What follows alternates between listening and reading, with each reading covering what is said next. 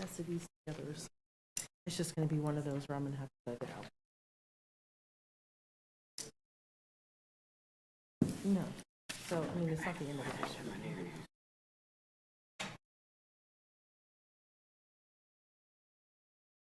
No, I didn't go to it. I wasn't a delegate then. It was.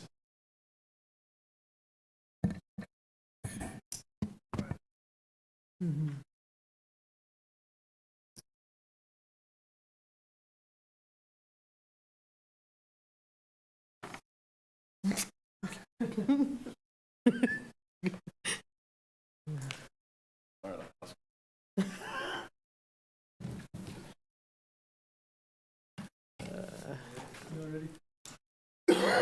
Yep. Yes. Tristan, are you ready? We good to go? I think the clock's a little slow. I got 6:01 on my phone. We can wait though. If we want to use the, if we, I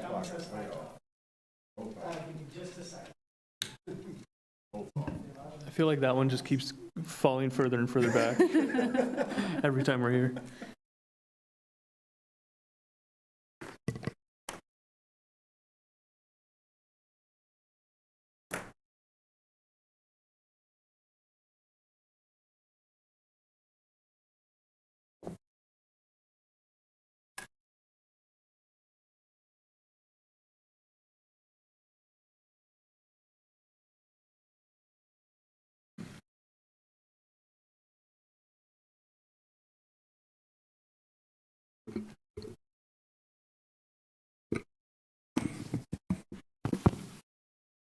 Good to go. All right. All right, so call to order the February 19th, 2026 meeting of the City of West Sacramento Planning Commission. Dante, will you please call the roll? Commissioner Jackson, Here. Commissioner Olivares, Here. Chair Delgado, Present? Commissioner Wong. Here. All right, thank you very much. And then we will move on to item 1, presentations by the public on matters not on the agenda. So that brings us to item 1, which is presentations by the public on matters not on the agenda within the jurisdiction of the committee. As is noted on our agenda, we are prohibited by state law from discussing or taking any action on items that are brought up under item 1, but it provides an important opportunity for a public forum. We do ask that anyone wishing to address the commission on this or any other item this evening, please fill out a request to speak card and return it to the clerk. In front of the clerk, there's a timer to ensure that everyone has a chance to be heard. We ask that all comments be limited to no more than 3 minutes. Before I continue down this multiple paragraphs, is there anyone waiting to speak for item 1? There are no requests to speak. All right, thank you. And we'll save some time there. Then we move on to item number 2, correspondence and staff communication from the Planning Commission Secretary. Yes, good evening. I will go off script a little bit here. I'd like to introduce, the city has a new staffer, Desmond Corley, who's our new Development Services Manager. He decided to join us to say hello tonight. I'll leave it up to you if you want to come up and say a couple words about your background and that sort of thing.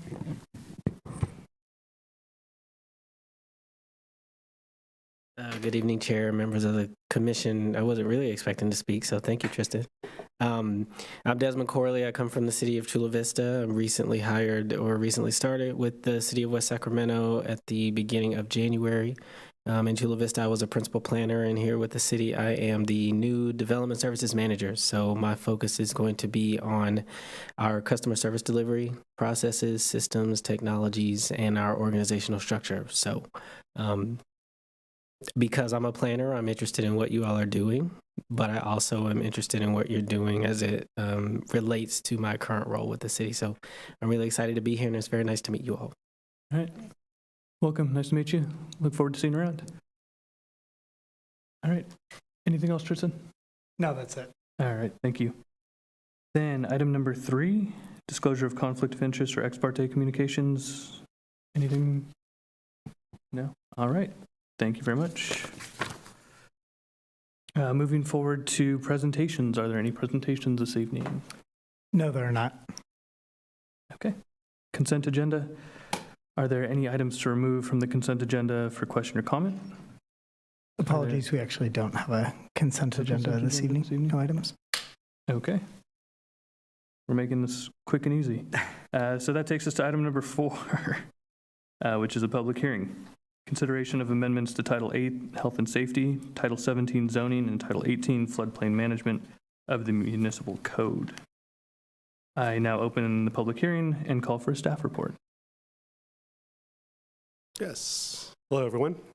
My name is Daniel Baroon, a senior planner for the city. Before we begin, I just wanted to point to a desk memo that was provided earlier. It has, there's a minor error for amendment number 2 regarding the ordinance. So you just want to make sure that that is noted for the record. And there's a change to the final recital to the date of February 19th rather than the 5th. So just want to make sure that is pointed out. So good evening, Chair Delgado and all the members of the Planning Commission. Tonight's item is a coordinated set of omnibus amendments to Titles 8, 17, and 18 of the Municipal Code. Beginning with our item agenda, first we'll go over recommended action, next a brief background, after that overview of the proposed amendments, following that environmental clearance through CEQA, and lastly staff's recommendation. Recommended action this evening is to conduct a public hearing, find that the project is exempt from the California Environmental Quality Act, or CEQA, and adopt Resolution 26-1 PC recommending that the City Council adopt Ordinance 26-1 amending sections of the Municipal Code.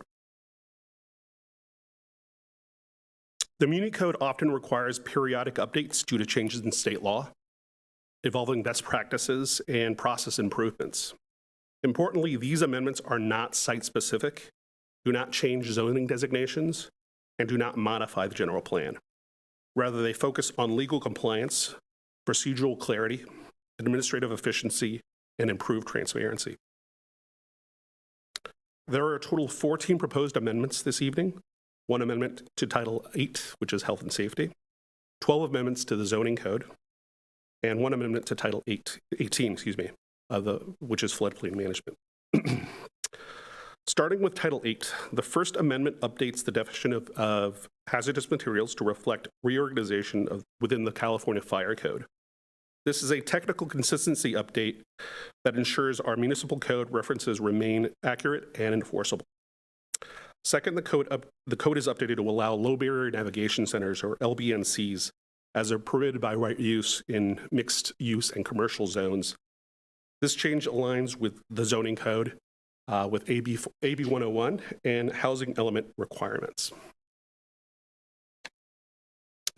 Third, for lots divided by zone boundaries, the amendment authorizes the zoning administrator or director to make determinations when more than 60% of the lot lies within one zoning district. This streamlines administration while preserving appeal rights. Fourth, the amendments codify AB 2097 regarding parking minimums near transit. The code clarifies that minimum parking requirements cannot be imposed on qualifying developments within 1/2 mile of public transit, except where specific findings allowed by state law are made. While the city is already subject to this mandate, codifying it removes ambiguity and improves transparency.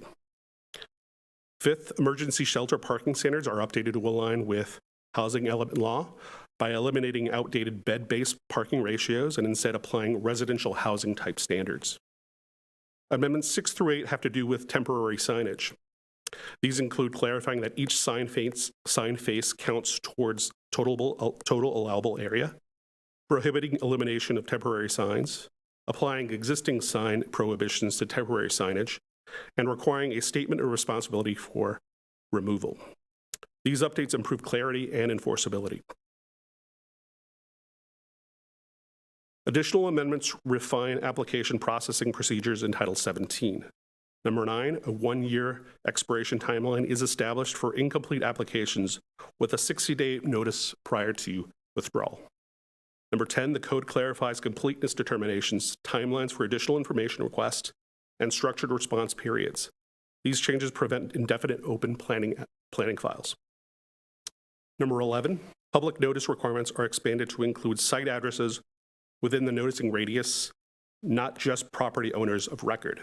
This improves outreach and transparency to ensure occupants and renters receive notice of nearby projects. Number 12, the amendments establish a substantially consistent standard for 2-year permit extensions approved by the zoning administrator. This provides clearer criteria for evaluating extension requests and improves consistency in decision-making. Number 13, a corresponding definition of low barrier navigation centers is added to ensure consistency with housing first principles, and this is connected to amendment number 2. And lastly, Title 18 is amended to remove outdated manufactured home language and align floodplain regulations with updated FEMA community rating system and National Flood Insurance Programs standards. Maintaining compliance is essential to preserving participation in the National Flood Insurance Program and ensuring continued insurance premiums discounts for residents. Per the California Environmental Quality Act, the amendments are exempt under CEQA, guidelines 15305 and 15061B3, as they are administrative and clarifying in nature and can be determined that these amendments do not have a significant impact on the environment. In summary, these amendments, these omnibus amendments, represent routine but essential maintenance of the municipal code. They ensure compliance with state mandates, improve clarity and enforceability, streamline internal processes, and enhance transparency and reduce legal risk. Staff recommends that the Planning Commission conduct a public hearing, find that the project is exempt from CEQA, and adopt Resolution 26-1PC, recommending that the City Council adopt Ordinance 26-1, amending sections in Title 8, Title 17, and Title 18 of the Muni Code. That concludes staff's presentation. I'm available for any questions.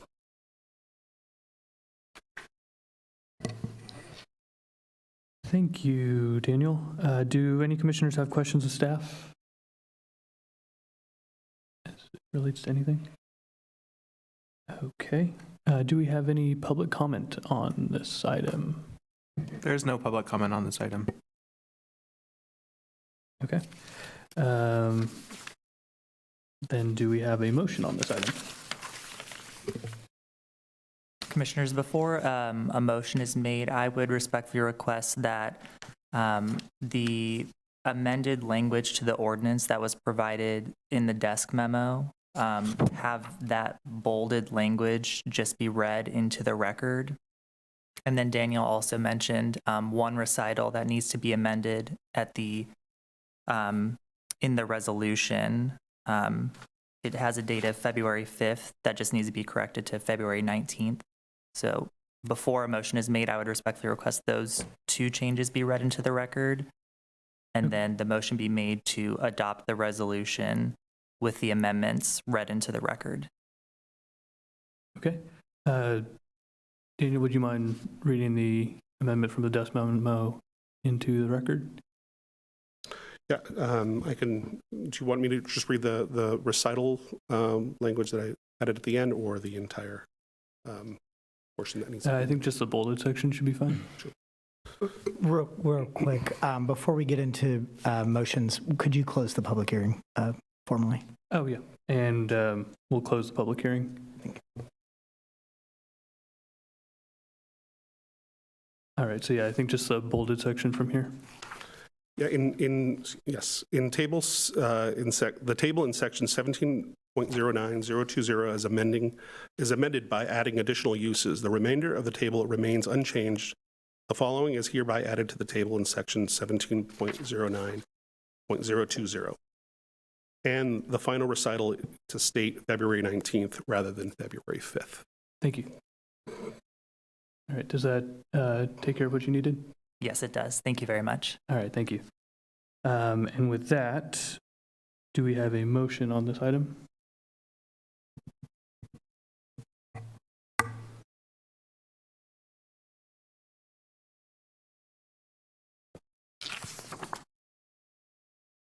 Don't everyone want to jump at once? Yeah, I'll make the motion to accept staff's recommendation with the inclusion of the items that were just read into the public, read into the public record. Yeah. I'll second. All right, thank you. All in favor? Aye. Could we, Do we could need we a please do a roll call roll vote? call? Okay. Commissioner Jackson,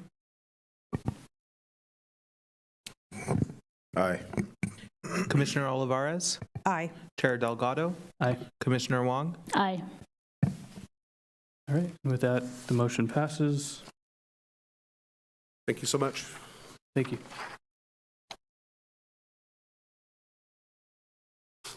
All right. Item 6, Commissioner Communications. Do you have any communications? No? All right. Thank you. Final items. Are there any other business items?